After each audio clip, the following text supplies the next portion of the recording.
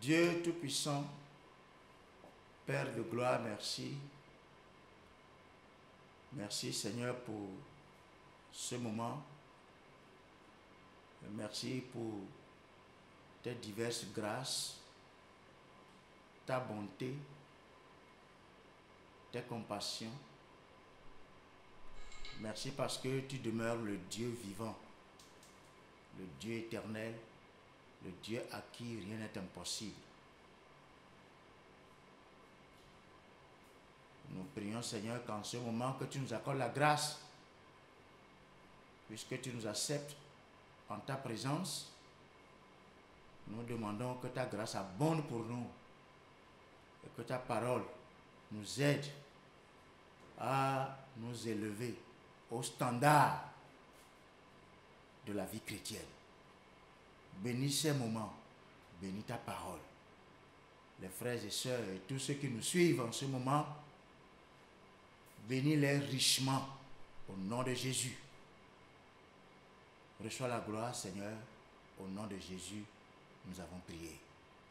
Amen. Bien, je vous salue dans le nom de notre Seigneur Jésus-Christ. Nous avons un message que nous considérons comme étant vraiment très important. Retourner à la vie de l'Église. Voilà le message. Retourner à la vie de l'Église.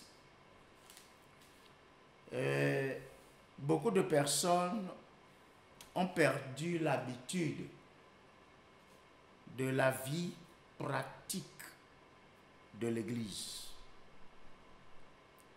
Et c'est une situation à déplorer,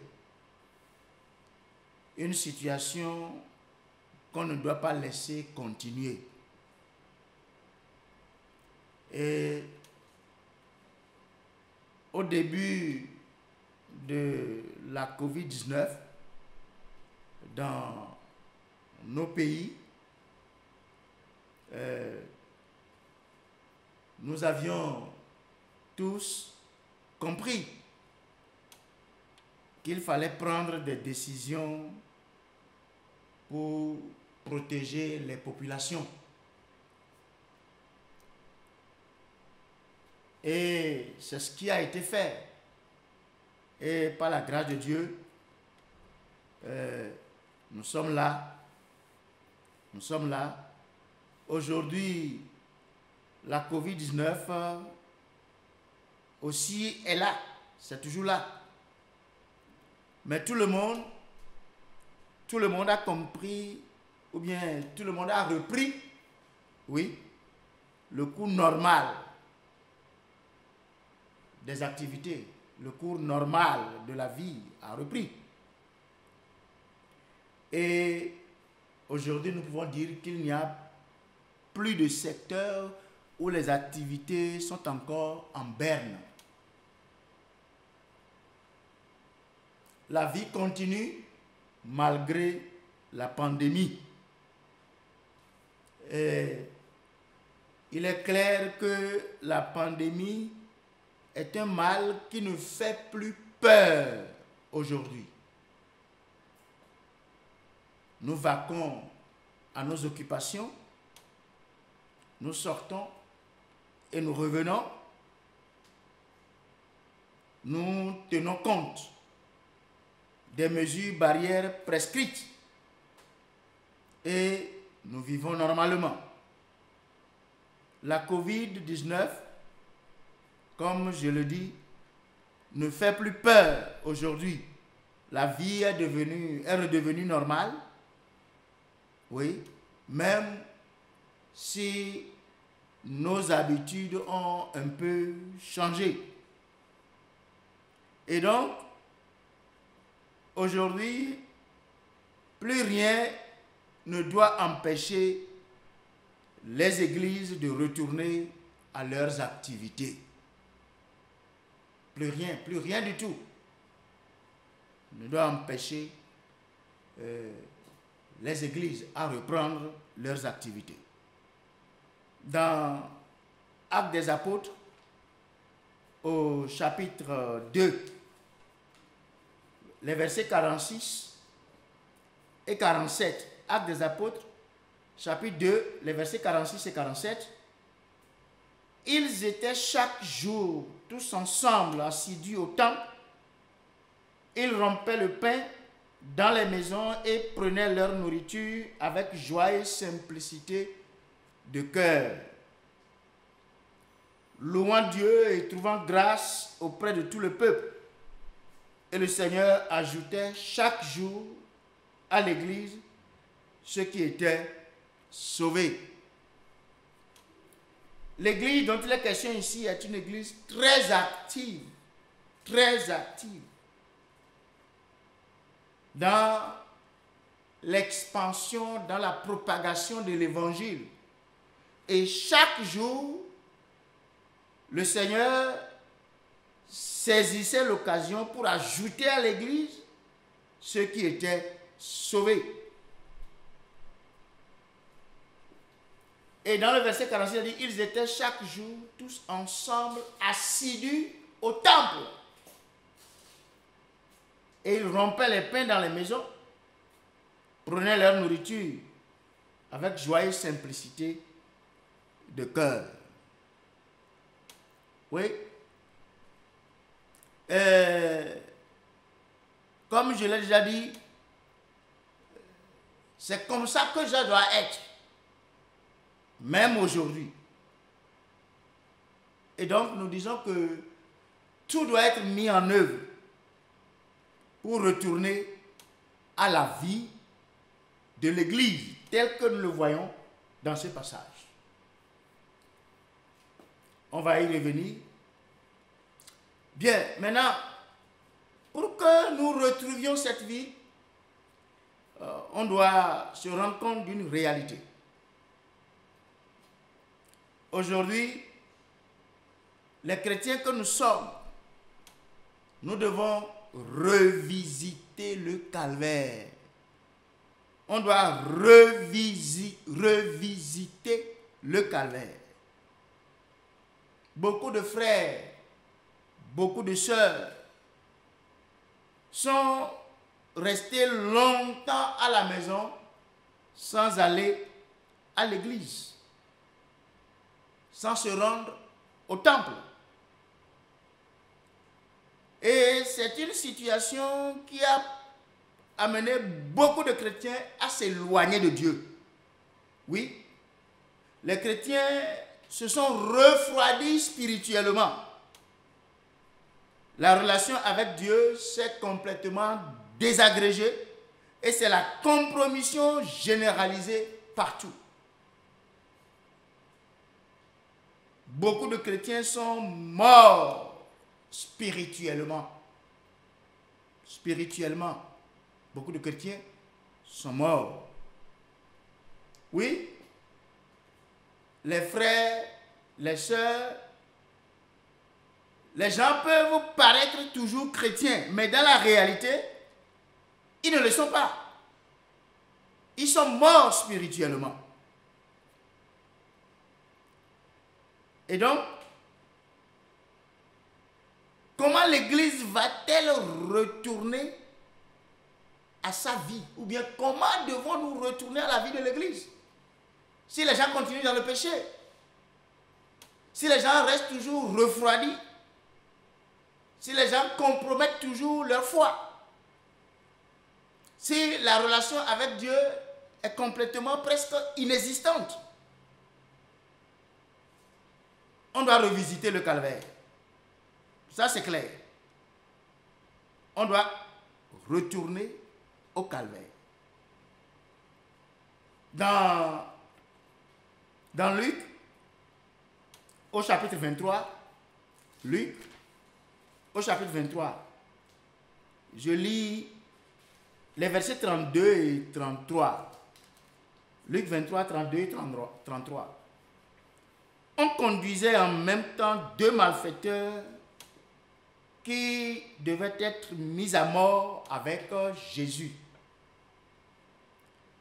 Lorsqu'ils furent arrivés au lieu appelé Crâne, ils le crucifièrent là, ainsi que les deux malfaiteurs, l'un à droite, l'autre à gauche.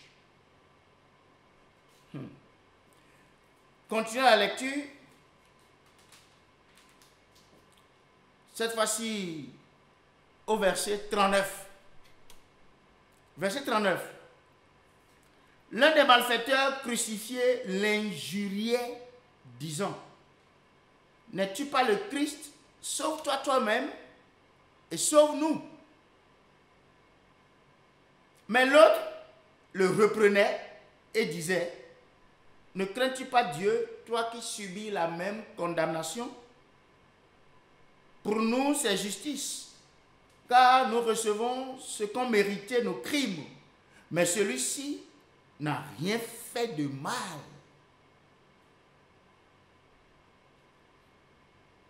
Mais celui-ci n'a rien fait de mal. Pour nous, c'est justice, car nous recevons ce qu'ont mérité nos crimes. Mais celui-ci n'a rien fait de mal.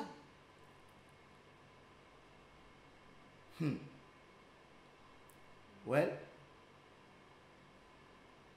Et il dit à Jésus, verset 42. Et il dit à Jésus: souviens-toi de moi quand tu viendras dans ton règne. Jésus lui répondit: je te le dis en vérité, aujourd'hui tu seras avec moi dans le paradis. Voilà. Jésus-Christ crucifié. Et on a amené avec lui deux malfaiteurs, deux brigands. Et on a crucifié Jésus. Et on a crucifié aussi les deux malfaiteurs, les deux brigands. L'un à sa droite, l'autre à sa gauche. Et l'un a commencé par se moquer de lui, par l'injurier. Et l'autre l'a repris. Ne crains-tu pas Dieu? Toi qui subis la même condamnation? Pour nous, c'est justice, car nous recevons ce qu'ont mérité nos crimes. Mais celui-ci n'a rien fait du tout. Et il dit à Jésus: souviens-toi de moi quand tu viendras dans ton règne. Et son histoire a changé. Il allait à la perdition éternelle. Mais qui pouvait s'attendre à ce changement subit? Qu'est-ce que nous sommes en train de dire? Ils étaient à la croix. Jésus était à la croix. En agonie. Vous savez, tous les hommes ont péché et sont des malfaiteurs devant Dieu. Devant Dieu, aux yeux de Dieu, vous avez péché et vous êtes malfaiteurs devant Dieu. Toutefois, Dieu a donné à chacun la possibilité de ne pas demeurer dans le mal, de ne pas demeurer dans le péché. Et donc la question: que faites-vous pour finir avec le péché? Que faisons-nous pour finir avec le péché?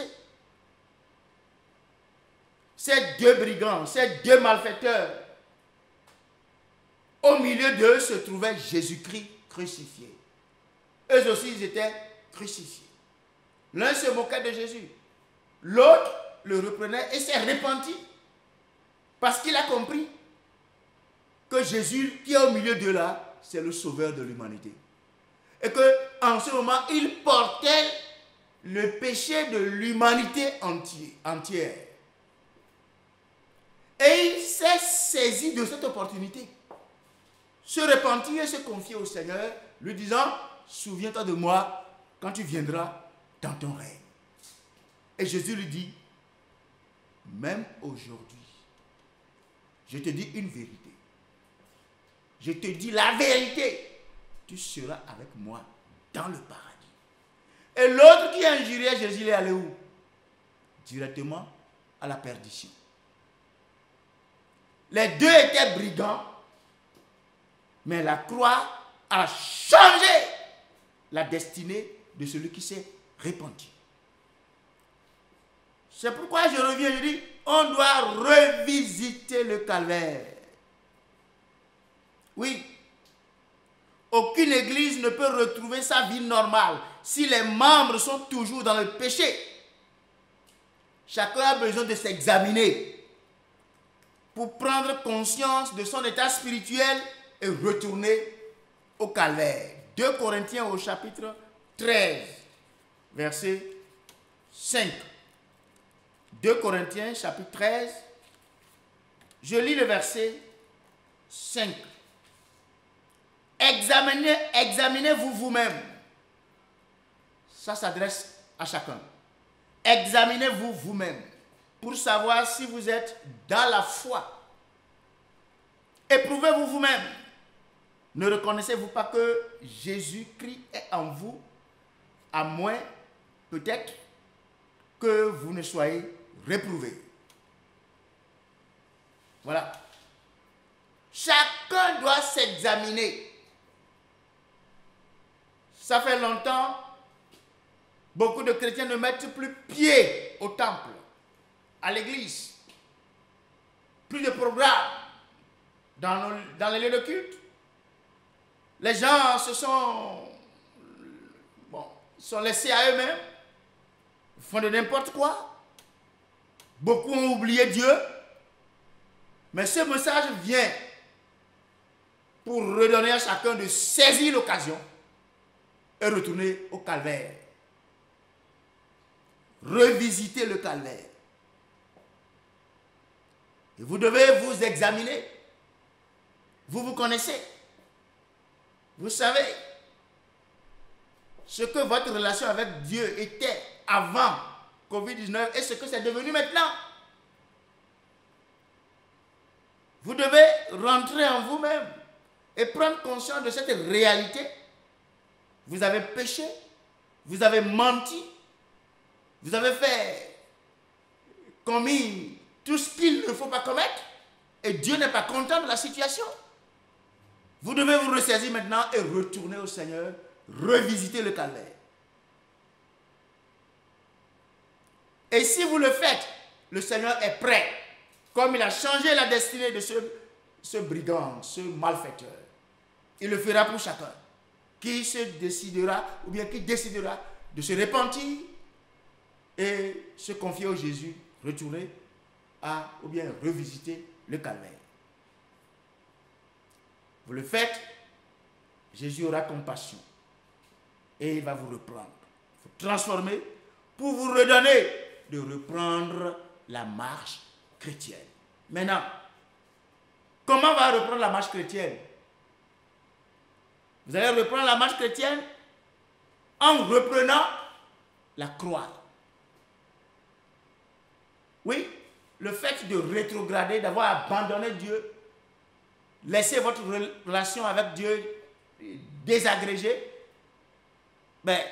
c'est une façon de laisser de côté la croix, d'abandonner la croix. Vous devez reprendre la croix. Oui, vous ne pouvez pas mener la vie chrétienne sans prendre votre croix. Galates chapitre 6, au verset 14.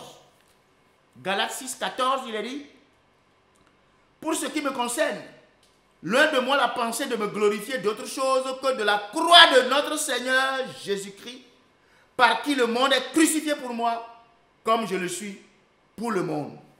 Voilà. La croix. La croix est la raison expresse de la venue de Christ sur terre. La croix est le cœur même de l'évangile et de la vie chrétienne. Sans la croix, il n'y a pas d'évangile. Sans la croix, il n'y a pas de vie chrétienne. La croix est essentielle pour devenir chrétien. la vie et la force de l'Église viennent de la croix. C'est ça. C'est ce que l'apôtre Paul est en train de nous dire ici. Et reprendre la croix. Si tu revisites le calvaire et tu trouves la grâce de Dieu pour être sauvé, restauré, tu dois maintenant reprendre la croix. Dans Luc, au chapitre 9, versets 23 et 24. Luc 9, 23 et 24. Puis il dit à tous, si quelqu'un veut venir après moi, qu'il renonce à lui-même, qu'il se charge chaque jour de sa croix et qu'il me suive. Verset 24.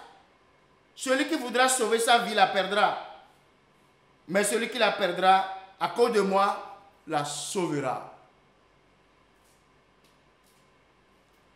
Nous avons voulu sauver nos vies quand Covid a frappé à nos portes et on a fermé les églises. Jusqu'à présent, mais Dieu nous aide. Celui qui voudra sauver sa vie la perdra. Et beaucoup ont perdu leur vie. Mais celui qui voudra, celui qui perdra sa vie la sauvera. Dieu nous aidera. Vous savez, le verset 23 est très important pour nous. Puis il dit à tous, si quelqu'un veut venir après moi, qu'il renonce à lui-même, qu'il se charge de sa croix, qu'il se charge chaque jour de sa croix. Voilà. Et qu'il me suive. La question se pose, comment suit-on Jésus? Comment est-ce qu'on suit Jésus? Suivre Jésus sans la croix, ce n'est pas suivre Jésus, ça.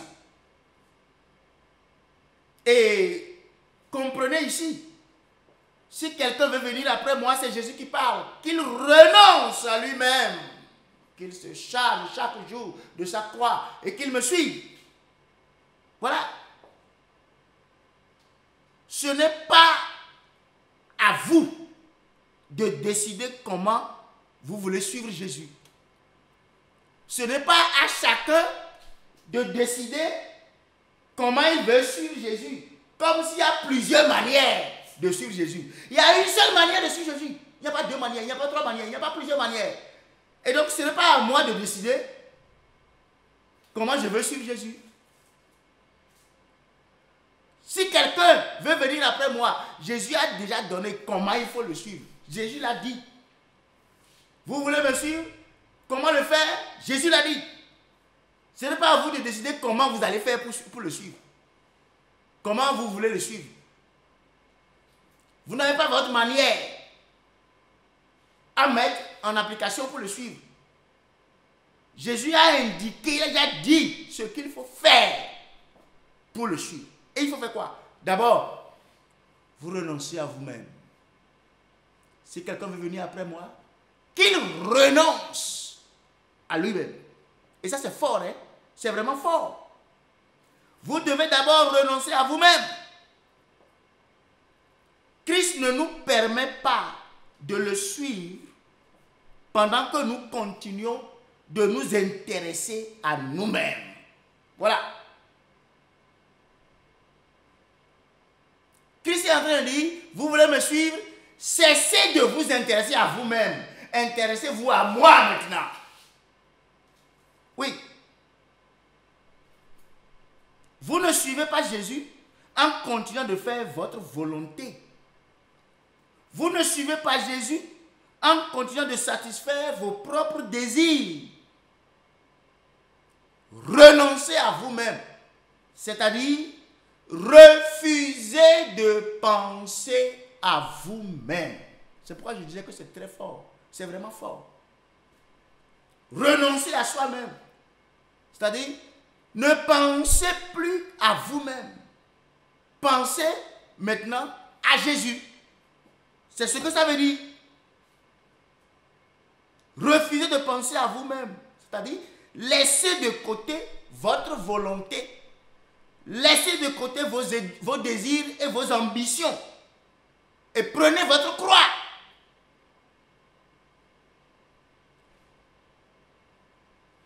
Ne pensez plus à vous-même, pensez plutôt à Christ. Vous ne prendrez jamais votre croix si vous continuez de penser à vous-même. Si vous continuez de penser à vous-même, pensez à votre volonté, pensez à vos désirs, pensez à vos ambitions, vous n'allez jamais prendre votre croix. Pensez à Jésus et vous prendrez la croix et vous allez le suivre. Alléluia. Mais oui. Prenez votre croix. Prenez votre croix et suivez Christ jusqu'au point final. C'est ce que ça veut dire. Renoncez à vous-même et chargez-vous de chaque jour de votre croix et suivez-moi. Suivez-moi jusqu'où? Jusqu'au point final. Quand Jésus a pris sa croix et qu'il allait, il a fini où? Au calvaire. Ça veut dire quoi? Continuez avec la croix jusqu'au point final. Mais si c'est la mort, même si c'est la mort, point final. Vous continuez. Mais c'est ça la vie chrétienne. Il n'y a pas autre chose que ça. Il n'y a pas autre chose que ça. Ma prière est que le Seigneur nous aide. Matthieu chapitre 10, lisons versets 32 et 33. Matthieu chapitre 10, versets 32 et 33. C'est pourquoi quiconque me confessera devant les hommes, je le confesserai aussi devant mon Père qui est dans les cieux. Mais quiconque me reniera devant les hommes, je le renierai aussi devant mon Père qui est dans les cieux. Continuez jusqu'au bout. Dieu nous aidera. Pour finir, d'abord revisiter le calvaire. 2. Reprendre la croix. 3. Rester avec Christ. Rester avec Christ. Oui. Vous savez, on va lire dans Hébreux au chapitre 10, le verset 25. Hébreux 10, 25.